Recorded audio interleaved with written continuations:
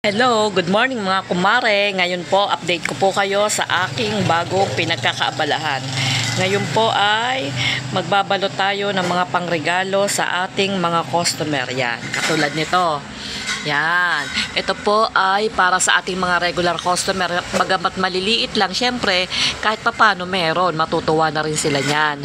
Ayan po ay baso, mga mug, mga regular customer natin. Pero yung mga bestseller natin, katulad ng ating mga kantin, mga bakery, yan, medyo malaki-laki ito. Yan ay pressure cooker. Tapos itong mga to, yan, mga calculator. Tapos itong yang tawag dito, fruit, yung pang piga ng prutas. Yan, fruit press. Tapos yan, ayan sa medyo malaki-laki nating customer na laging bumibili lagi sa atin ng LPG. Yan, may mga wallet din. Yan, calculator. Tapos ito sa bestseller.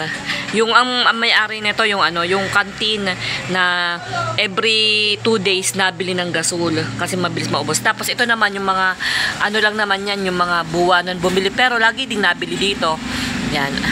Yan. Dadagdagan pa natin yan, hindi pa yan tapos. Ayan, kaya ngayong araw na to ay medyo busy tayo kasi nga marami pa tayong babalutin. Ayan yung ating ireregalo sa ating mga regular customer na laging bumibili sa atin. Kahit na matagal silang makaubos, at least loyal sila sa atin at sa atin lagi talaga bumibili.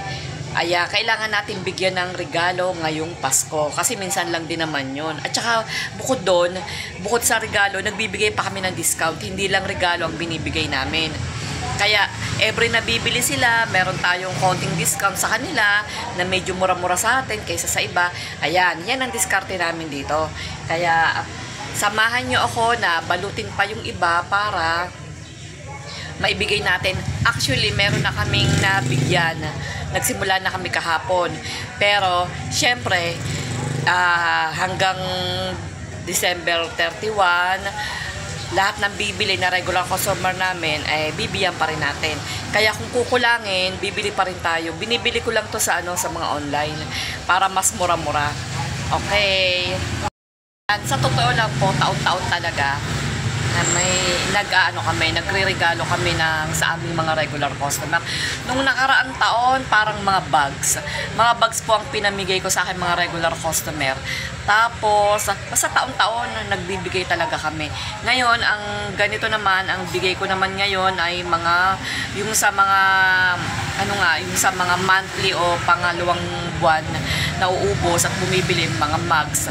Tapos, yung sa aking mga bestseller, mga medyo malalaki, may mga pressure cooker, yan. Hanggang sa pababa ng pababa kasi yung halimbawa, yung iba naman na every 2 weeks bumibili, yan, calculator, yan. Yan ang aking pinamimigay. Yan ang diskarte ko dito kasi para mahalin tayo ng ating mga customer. Ayan ang aking ginagawa dito para taon-taon medyo meron naman akong sa kanila pa-konsiderasyon. Hindi lang basta kumikita tayo, syempre bibigyan kahit sa maliit na bagay, mahalaga na rin yan sa kanila at saka masaya na rin niya sila. Lalo na kapag ka nakaka-discount.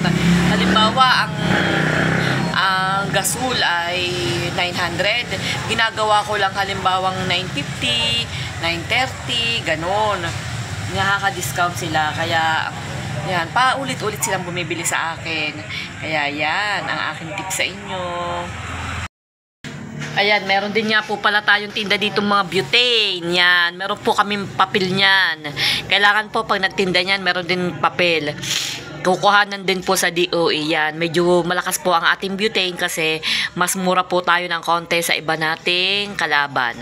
Yan, ayan po ang butane. Para po yan doon sa mga portable na na gas stove na pag halimbawa magka-camping o kaya naman para din yan, pwede din naman yan sa bahay kapag kailangan nyo na wala kayong pambili agad ng malaking gasol, meron kayong portable na gas stove niyan, o yan, medyo pwede na po yan. Ayan, ang ating butane. Meron tayong 6 na crates. 10 butane kay Aterea. Ilan na ba yan? 2, 4, 6, 8,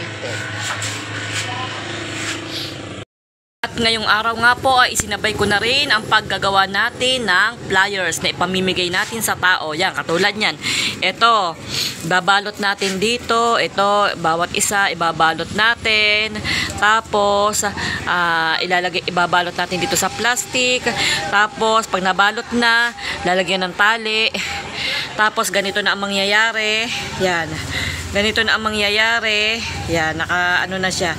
Tapos, isasabit na sa ganito para pag-deliver, meron na silang tatawagan. Yan, ayan po ang ating flyers. Yan, ganito pa ang ating flyers. Yan po, okay. Yan, parang ganito po, oh. Yan, yan, isinasabit natin sa sa tangke para pagka naubusan sila, o-order na lang sila dyan, tatawag na lang sila. Yan, may mga po yan, may mga sabit. Yung iba wala pa, pero lalagyan pa natin yan. Yan, mga ganito. Yan, sinasabitan po natin yan. Ayan po ay mga cellphone number na pwede nilang tawagan in case na sila ay maubusan.